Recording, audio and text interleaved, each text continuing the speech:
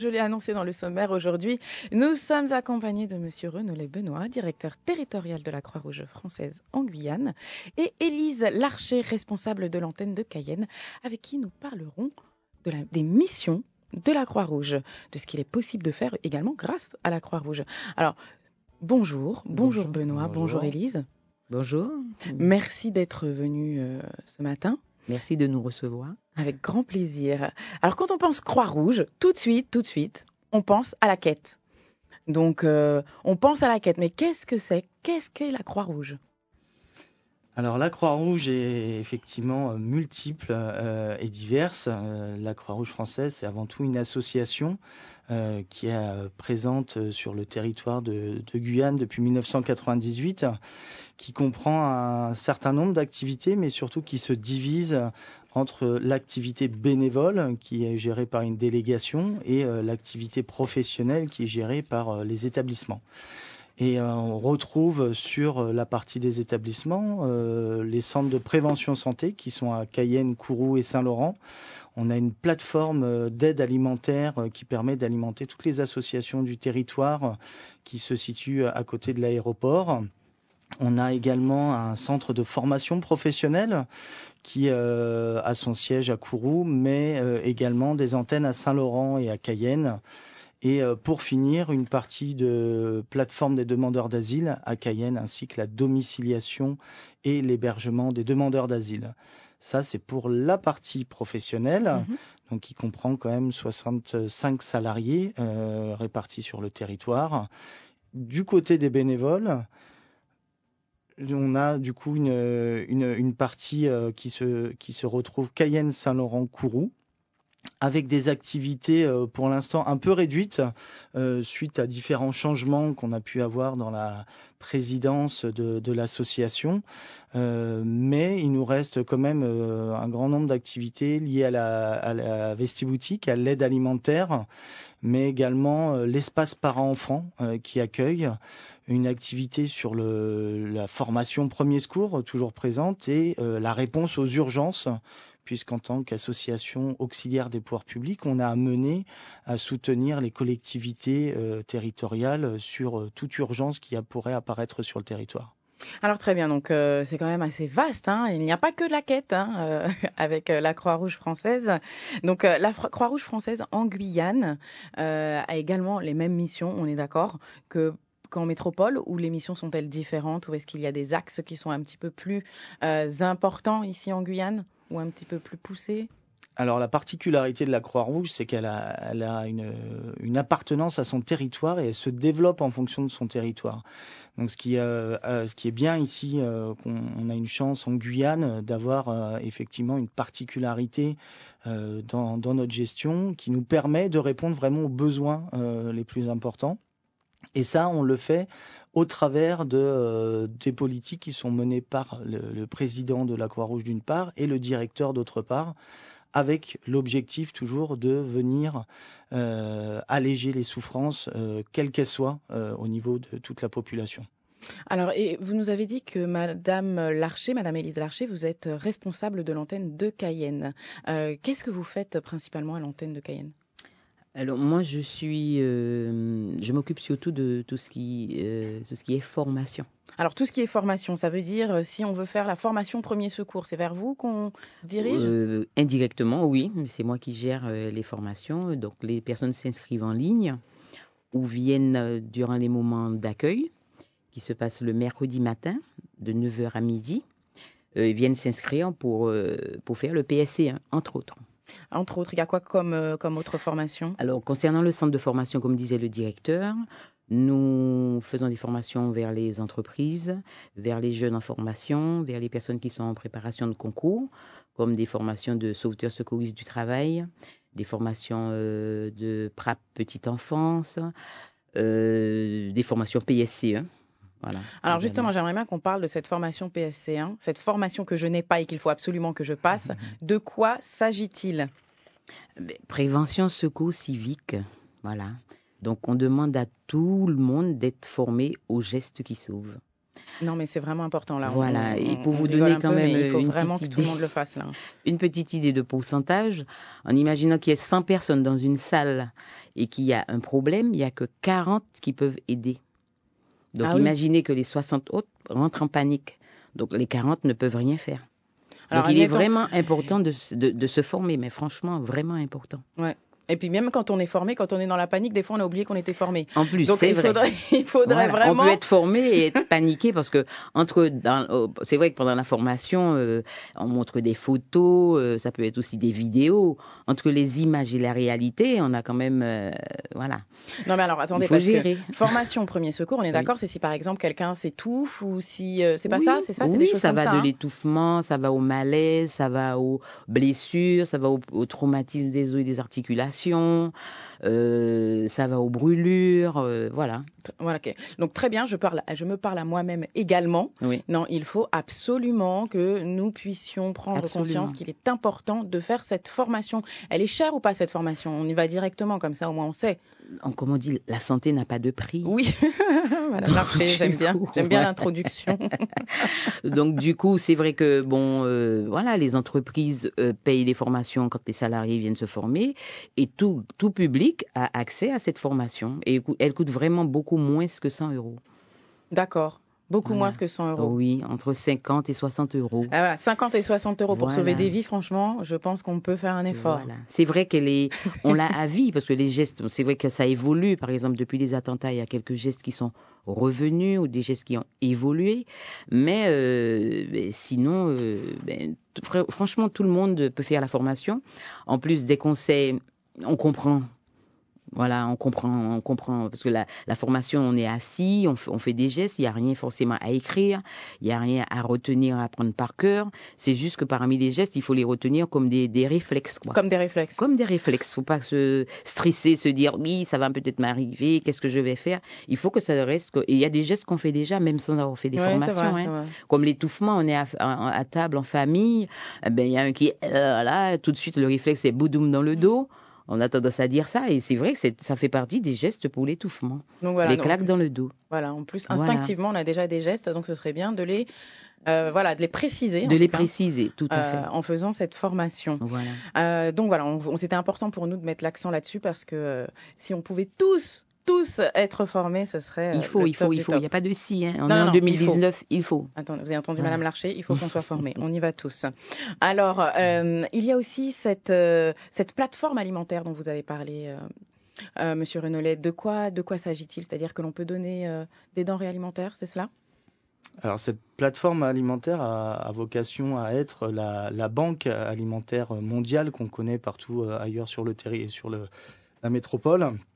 On est en fait le grossiste de l'aide alimentaire qui permet de distribuer aux associations qui elles-mêmes vont se faire le relais auprès des personnes les plus vulnérables. Donc cette plateforme a vraiment ce rôle de pouvoir acheter les denrées, les stocker et les redistribuer. Donc on a des dons qui s'effectuent, mais c'est un peu comme la quête, c'est une fois par an, on le fait, on a une opération qui se passe et qui vient de se dérouler. Oui. Au mois de décembre, oui. de juste début décembre. Après, on recherche également les partenariats avec les entreprises, les grandes surfaces, et on avance en tous les cas avec cela, avec actuellement une grande difficulté, un signal d'alerte qui a déjà été lancé et relayé sur vos ondes. C'est le financement de cette plateforme qui était jusqu'alors effectué par l'Union européenne, et ce financement n'existe plus. On a les coûts de financement qui sont pris en charge, mais plus l'achat des denrées alimentaires. Et donc c'est vrai qu'on est toujours sur la sellette pour 2019. Et c'est pas nous, la Croix-Rouge, c'est toute la population en Guyane qui peut en pâtir derrière. On a plus de 30 000 personnes qui en bénéficient actuellement par an. Bon, comment on peut vous aider là concrètement ? Là, c'est du plaidoyer auprès des autorités. On a interpellé les élus. Je pense que c'est important de poursuivre ce plaidoyer, de donner une pérennité, puisque c'est pas chaque année qu'il va falloir recommencer, mais savoir aussi ce que l'on veut pour la Guyane, ce que l'on veut pour le territoire, et derrière d'avoir cet appui. Donc, compter aussi sur toutes les personnes qui puissent nous entendre, de le relayer cette information auprès de leurs élus des communes qui eux-mêmes peuvent le relayer auprès d'autres collectivités. en espérant que cela puisse porter ses fruits rapidement. Exactement. En tout cas, le message est passé. Nous parlions vêtements tout à l'heure. Oui. Alors, oui, alors parlons-en. Parlons-en. Même l'archer rigole déjà. Parlons-en. Les vêtements. Et on peut venir vous donner des vêtements où, quand, comment? Oui, comme disait le directeur, c'est fait beaucoup d'activités à la Croix-Rouge et au 64 rue Lieutenant Becker, il y a une vestiboutique. D'accord. Donc, ça veut dire que les gens peuvent faire faire des dons de vêtements et éventuellement aussi acheter. Ah oui. Ah oui, 1 € pour 5 vêtements, 50 centimes un vêtement, voilà. C'est à des prix comme ça que nous vendons les vêtements. Et les vêtements que nous vendons, ce sont des vêtements que les magasins nous donnent de fin de série, voilà, surtout en fin d'année là. Et je profite pour les remercier. Et également, monsieur, madame, tout le monde. Voilà, en fin d'année, on a ce réflexe de vider, on n'a pas mis ça, donc voilà. On les donne, donc on prend les vêtements. Ils n'ont pas besoin d'être repassés, comme disait votre collègue. L'important, c'est qu'ils soient propres. L'important, c'est qu'ils soient propres et puis qu'ils soient utilisables. Qu'ils soient utilisables. Parce que vous recevez aussi des fois des vêtements déchirés ou. Tout à fait. Non, c'est pas ça. Bon, j'ai pas trop voulu le dire, mais oui, tout à fait. Je n'ai pas voulu le dire, mais il faut le dire. Il faut qu'on le dise, puisque justement, tout est ensuite mis dans une boutique pour que des personnes puissent, dans le besoin, puissent s'habiller. Voilà, donc, et je dis bien monsieur, madame, tout le monde. Hein. On ne va pas demander à la personne son niveau social, etc. Tout le monde peut venir acheter des vêtements. Tout le monde peut venir acheter des vêtements sans être jugé de quelque manière. Et on a même un partenariat avec des assistantes sociales, voilà, que les personnes vont voir et qui nous dirigent aussi des personnes qui sont en difficulté et qui ne peuvent pas non plus les payer. Donc on leur donne un stock de vêtements, voilà. Ok, super. Donc ça c'est dit pour les vêtements. Vous avez parlé aussi d'un espace parents-enfants. Est-ce que vous pouvez nous en dire davantage à ce sujet? Oui, l'espace parents-enfants. Alors pour les vêtements, c'est le mercredi pratiquement toute la journée jusqu'à 15h. Et là, à partir de 14h, toujours le mercredi, il y a l'espace parents-enfants. Donc ce sont aussi des bénévoles qui accueillent des parents qui sont orientés par les assistantes sociales. Donc il y a des activités avec les parents.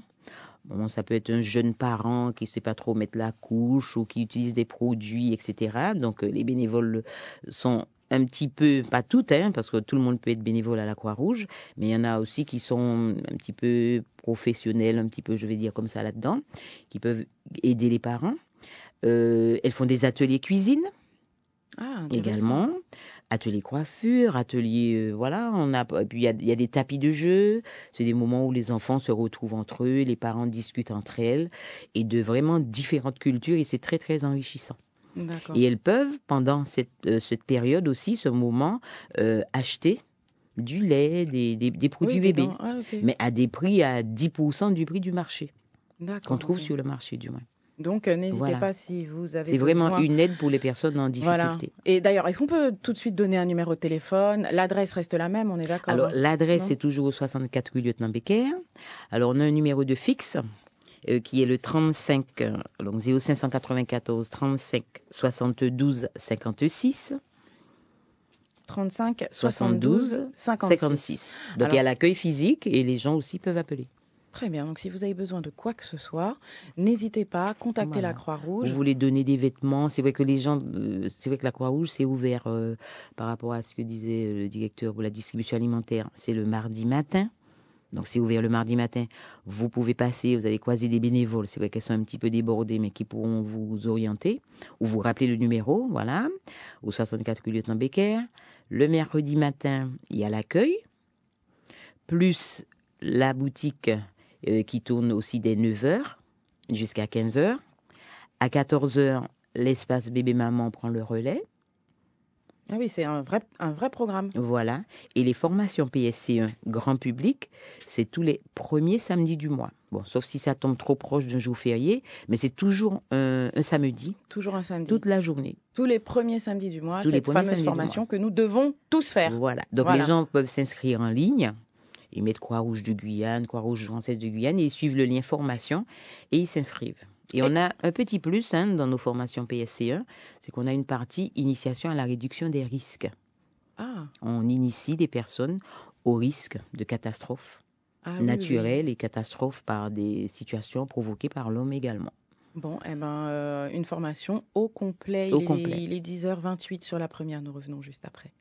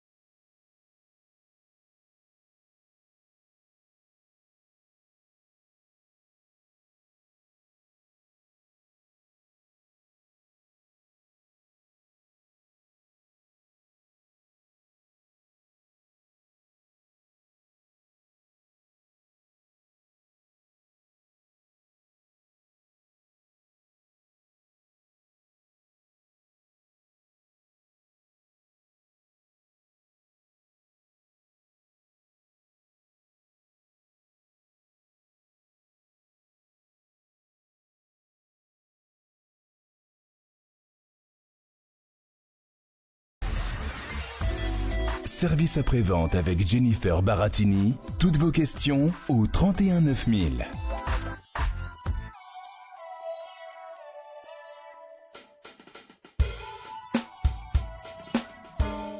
Vous êtes de retour dans votre émission Service après-vente. Je suis accompagnée aujourd'hui.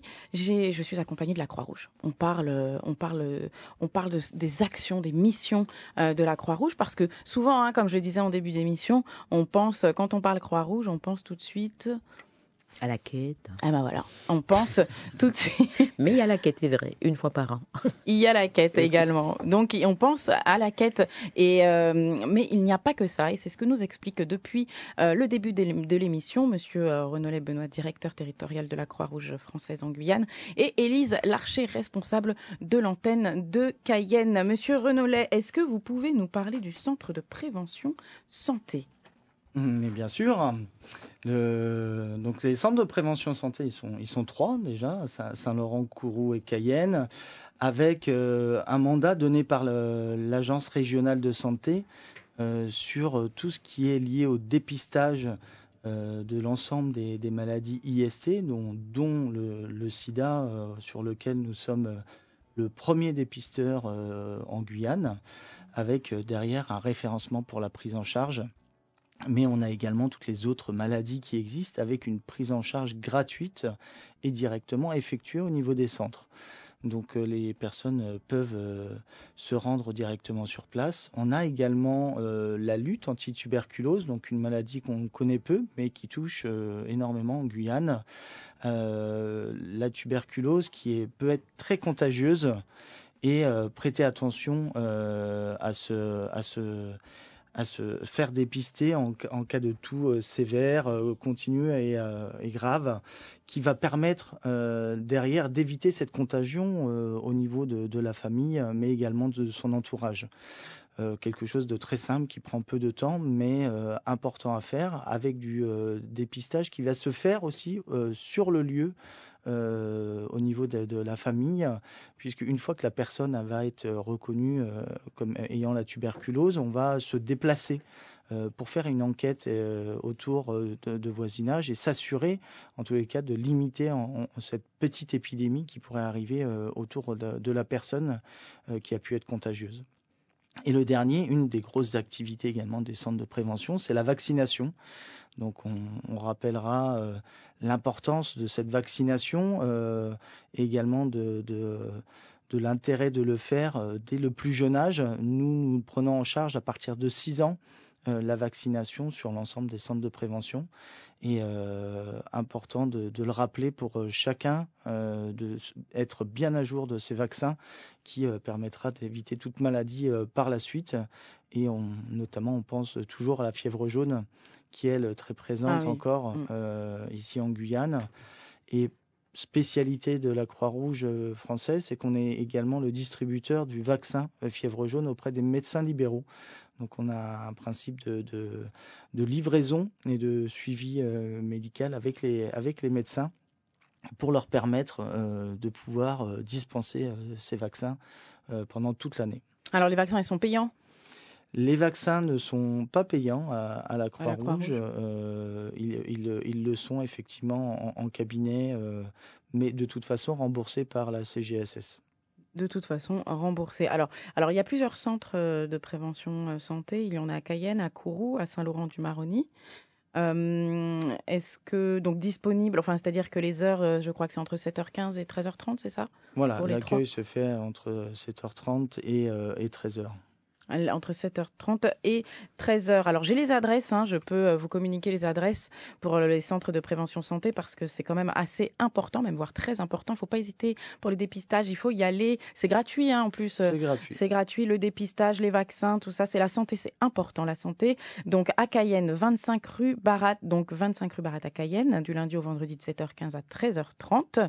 À Kourou, c'est 4-6 places Nobel. 4-6 places Nobel, pareil pour les horaires. Et puis, à Saint-Laurent-du-Maroni, c'est 1-3 allée Paul Claudel. Avec une petite variante au niveau des horaires, on a le mercredi de 10h30 à 17h30. Vous confirmez, monsieur le directeur ? Tout à fait. Monsieur le directeur confirme.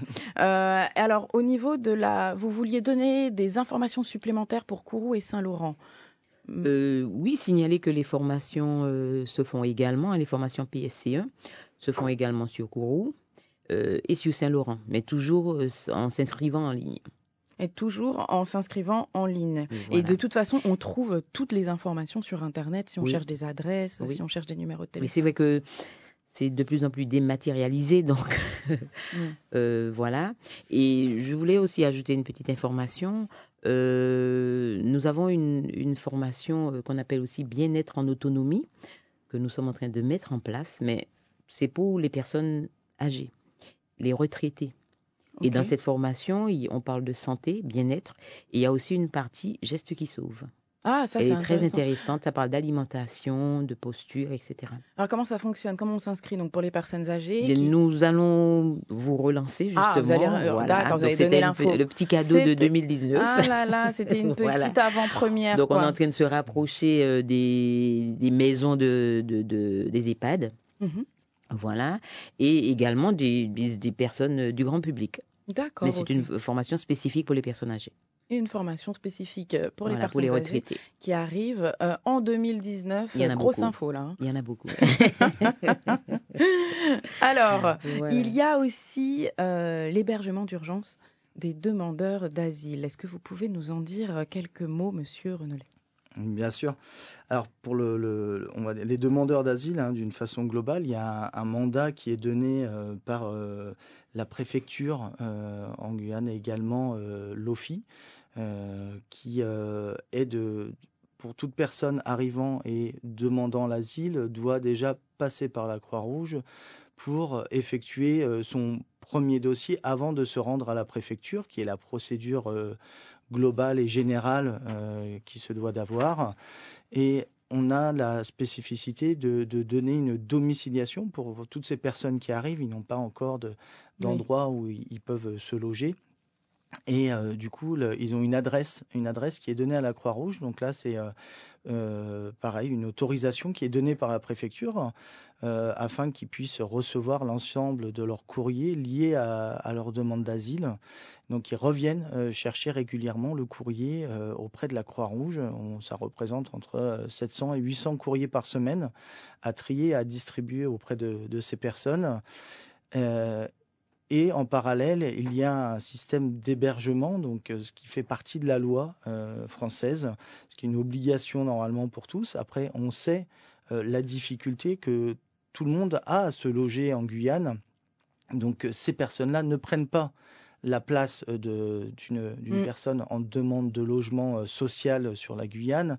C'est vrai qu'on peut le penser, puisque c'est un parallèle assez normal à faire, puisqu'on se dit une personne qui est en difficulté, on va l'héberger, et pourquoi un demandeur d'asile, lui, serait hébergé alors qu'il vient d'arriver en Guyane? D'autres personnes attendent depuis 1 an, 2 ans d'avoir un logement à loyer modéré. Malheureusement, c'est pas toujours possible.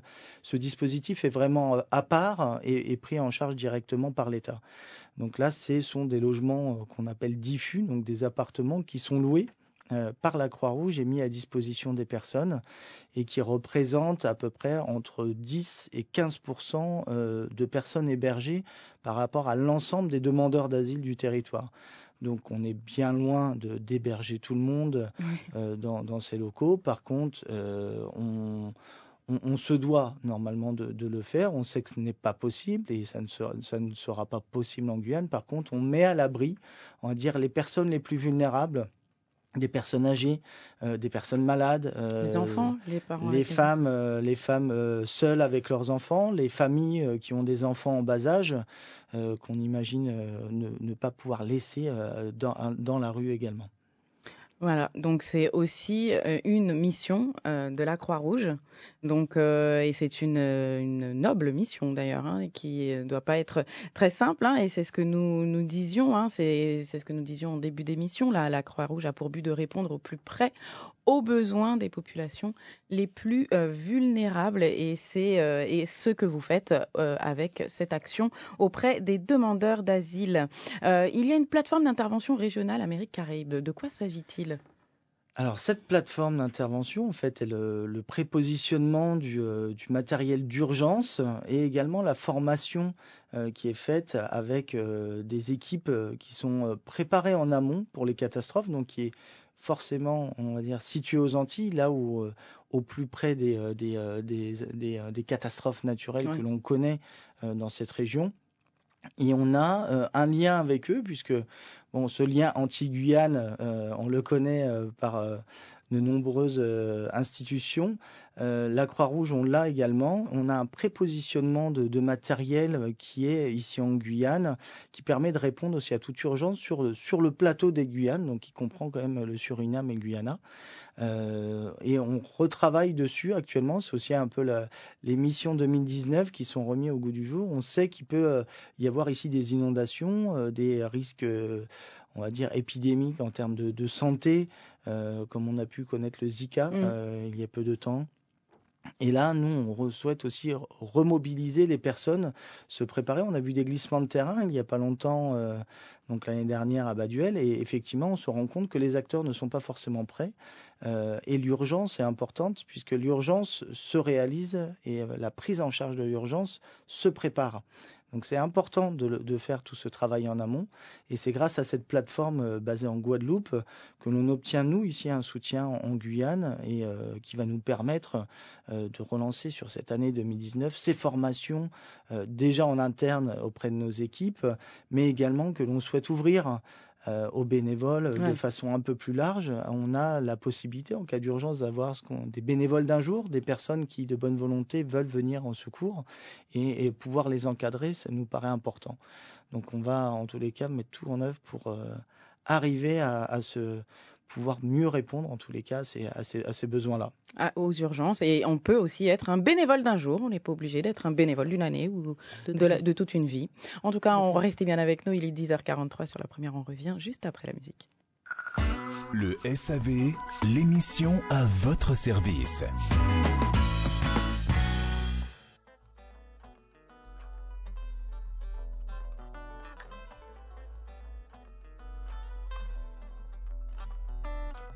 Been living a lie, acting like I'm fine, but I've been denying my reality.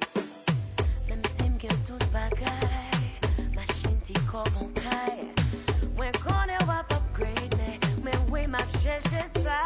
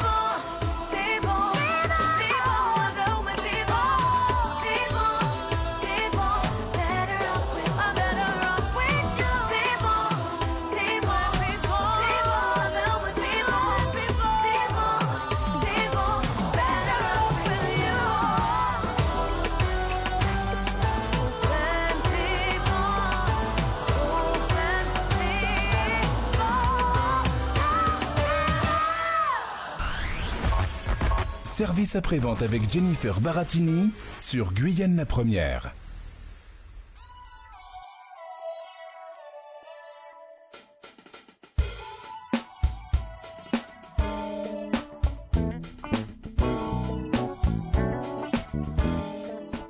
Suite et fin de votre émission Service après-vente. Il est 10h47 sur la première. Je suis avec Monsieur Renollet Benoît, directeur territorial de la Croix-Rouge française en Guyane, et Élise Larcher, responsable de l'antenne de Cayenne. Nous avons parlé des différentes missions de la Croix-Rouge, des missions très importantes, et puis des appels aussi, des appels importants. Allez faire la formation, il faut qu'on aille tous faire cette formation premier secours. Allez faire le dépistage, il est gratuit. Le dépistage du VIH, allez faire vos vaccins. Enfin voilà, ce sont des appels très importants.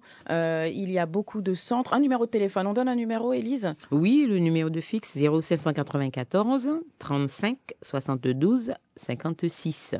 35 72 56. Voilà, et nous sommes au 64 rue Lieutenant Becker. Au 64 rue Lieutenant Becker. Évidemment, vous êtes aussi localisé à Saint-Laurent et à Kourou. Oui, à Saint-Laurent, c'est du côté de la Glacière.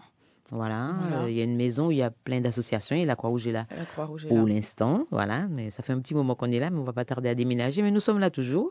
Voilà, mais quoi je qu'il le souhaite soit, pour la collègue. même si on appelle le numéro de Cayenne, on nous redirige après vers Kourou ou vers Saint-Laurent. Alors, Monsieur Renollet, si j'ai par exemple une idée, j'ai un projet et que j'ai pas forcément envie de créer mon association, mais que j'aimerais mettre en pratique mon projet. Voilà. Est-ce que je peux m'approcher de la Croix-Rouge ? Effectivement, il est à la Croix-Rouge, comme je le dis, on a une grande diversité d'actions. Il faut forcément que ce projet rentre dans le cadre de la Croix-Rouge et des missions de la Croix-Rouge, mais le cas échéant, on peut effectivement porter les projets. Des gens qui viennent, des bénévoles qui ont des projets, ils sont les bienvenus chez nous. On ne manquera pas en tous les cas d'étudier avec eux le projet et de pouvoir le mettre en place. Donc, on reste sur l'allègement, on va dire de façon très large, l'allègement des souffrances au niveau des personnes, mais qui donne quand même de nombreuses possibilités. On a eu récemment des personnes qui voulaient faire de l'alphabétisation, du soutien scolaire à des enfants. Et effectivement, c'est quelque chose qui est rentré dans nos missions. Donc, on essaie maintenant de le mettre en place sur 2019. Il y a des personnes qui parlaient de recyclage au niveau vestimentaire qui pourraient venir en complément. Il y a plein de bonnes idées. En tous les cas, tout le monde est le bienvenu à la Croix-Rouge avec ses idées et on ne manquera pas de partager nos valeurs et de les faire porter. C'est une grosse équipe, la Croix-Rouge. Vous êtes assez ou on peut quand même venir? Il nous manque du monde. Il manque du monde. Oui, on n'est pas assez. L'idéal, c'est que toute la Guyane soit bénévole à la Croix-Rouge. Alors, toute la Guyane doit faire la formation. Voilà. Tout à fait. Ah oui, là, ce serait le paradis, la Guyane, oui. Direct. Donc, tout le monde à la Croix-Rouge. Voilà. Non, plus sérieusement. Non, mais effectivement, appel à bénévoles. On a besoin de bénévoles. Et c'est vrai que je profite aussi pour remercier les bénévoles d'un jour qu'on a eu durant la quête et durant la collecte. Il y a des gens comme ça sur une journée qui peuvent venir. Qui dit bénévoles d'un jour, ils sont couverts en cas d'accident. Voilà, c'est juste dire son nom, donner sa pièce d'identité.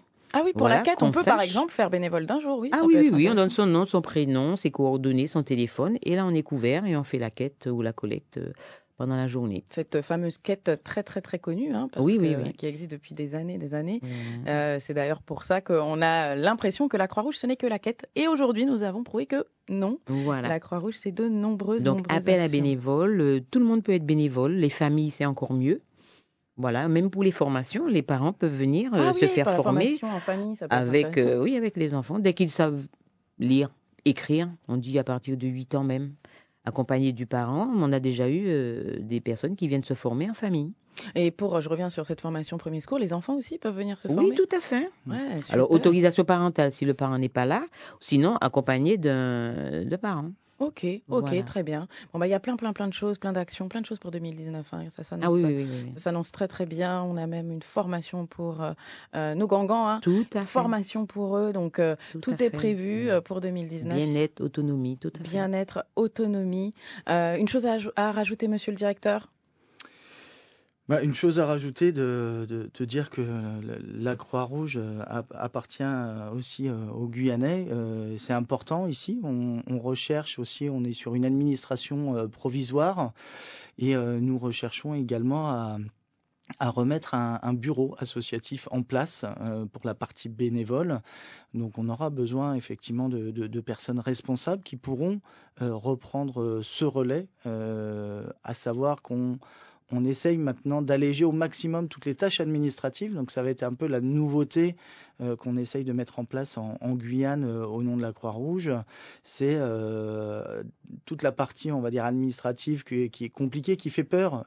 Généralement, des membres de bureau, de trésoriers qui doivent faire des comptabilités infinies, elles vont être prises en charge par la partie professionnelle des établissements. Et la même chose pour le président qui pourra nous rejoindre. On va essayer aussi de l'alléger au maximum sur toutes ces tâches administratives pour vraiment se concentrer sur l'activité, le développement de l'activité. On sait qu'il y a énormément de besoins ici en Guyane qui ne sont pas couverts et c'est notre rôle, la Croix-Rouge, de pouvoir le faire. Donc on souhaite vraiment que les bénévoles puissent avoir ce temps d'activité et non pas cette contrainte de devoir gérer l'administratif, être vraiment dans l'action, des contrats, etc. et de pouvoir rester dans l'action et être au plus près des équipes. Donc vraiment, nous on invite et c'est par l'entrée de nouveaux bénévoles qu'on va pouvoir remonter également ce bureau et donner aussi vraiment cette image d'ouverture de la Croix-Rouge qui est réelle et qui est à nos yeux vraiment importante ici à Cayenne, à Kourou, à Saint-Laurent et on espère bientôt pouvoir aussi rentrer sur les communes du fleuve qui ont également énormément de besoins et certainement des personnes qui seraient disposées à pouvoir avoir quelques heures simplement par semaine pour être bénévole ou tous les 15 jours et qui pourraient aussi venir en soutien à leur communauté et nous on a les moyens en tous les cas de les aider à structurer des antennes Croix-Rouge et ne pas hésiter en tous les cas à nous solliciter, à faire appel. Très bien, merci beaucoup en tout cas, merci à vous, merci d'être venu, merci de nous avoir expliqué toute l'émission de la Croix-Rouge. Je rappelle, nous avions ce matin avec nous Monsieur Renollet Benoît, directeur territorial de la Croix-Rouge française en Guyane et Madame Élise Larcher, responsable de l'antenne de Cayenne. Encore un grand merci à vous deux. Merci pour l'accueil. Merci beaucoup. Plaisir. Un grand merci à Georges qui nous a accompagnés à la technique aujourd'hui. Merci à Luisinette qui m'a accompagné toute la semaine au standard. Un grand merci à vous tous, chers auditeurs, pour votre fidélité.